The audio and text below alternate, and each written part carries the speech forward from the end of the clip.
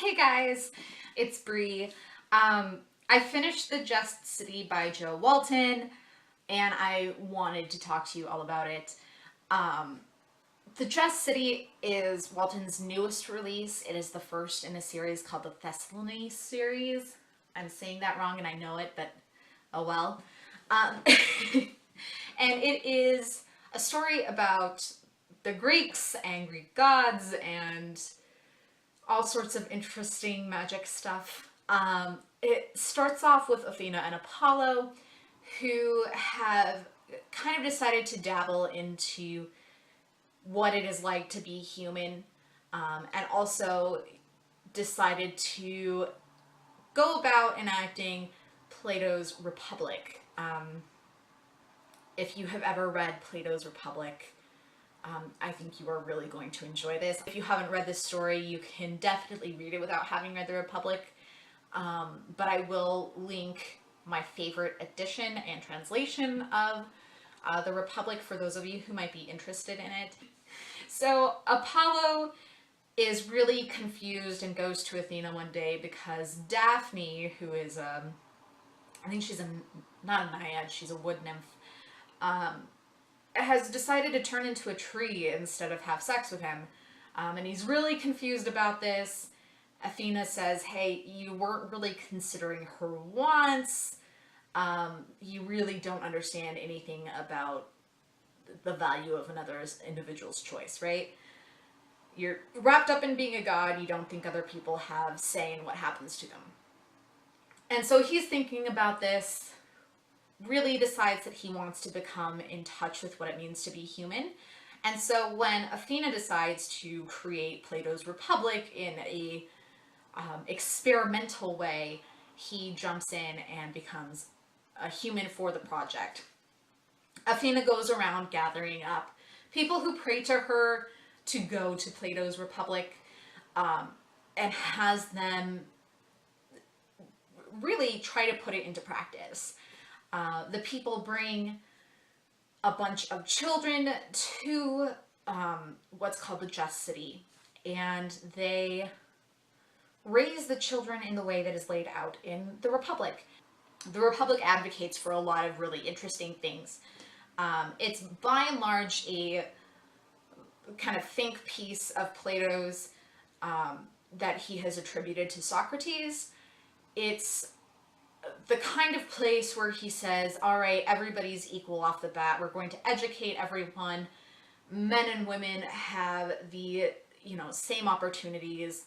All of the children are going to be raised in common so that they'll all have the same kind of access to education and resources and food. And everyone will feel responsible that way for everybody else's well-being.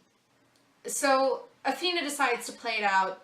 These people bring all of these children, they buy them, these children who are being sold as slaves, and bring them up in the Just City. The story is really about the implementation of these ideals, especially the ideals of feminism that can be traced back to the Republic. Like I said, it is supposed to be the kind of place where men and women are equal in a very fundamental way. It's interesting to see this played out, especially considering that Athena brings people from all different times. People from our time, the 16th and 17th centuries, people from Copernicus's time, stuff like that. And they find that implementing the ideals of the Republic is much more difficult than they think. The story follows a couple of characters. The first of which is Semia, or Semea. She is a young slave girl who has been brought to the Just City. She's being raised there and really finds a sense of belonging in the city over the time that she's growing up there. There is a character, Maya, who was, she was a woman in Victorian era England and really felt out of place. She was more intellectual, didn't want to necessarily get married. There's a lot of really interesting character development. These characters are seeing really their most ideal version of the world being implemented.